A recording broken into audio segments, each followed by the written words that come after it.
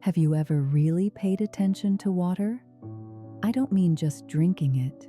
I mean noticing how it moves, how it's always going somewhere, always carrying something with it.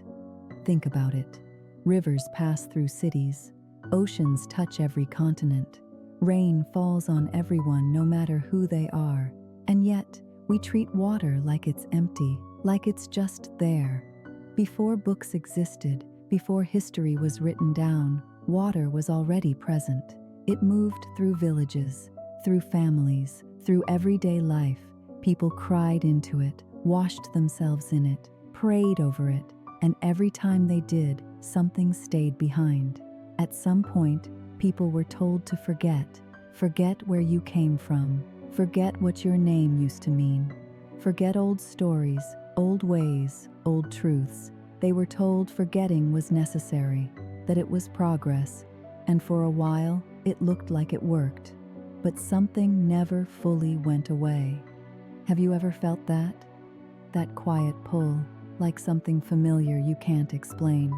Some people feel it in their dreams. Some feel it when they're near a river or standing at the edge of the ocean. Some feel it when rain touches their skin. That feeling isn't random. Water doesn't erase things. It records them. Every tear that ever fell into it. Every ritual meant to cleanse. Every moment someone tried to start over. Water remembers who you were, even when the world convinced you to become someone else. That's why some people feel called back, even if they don't know what they're being called to. It's not punishment.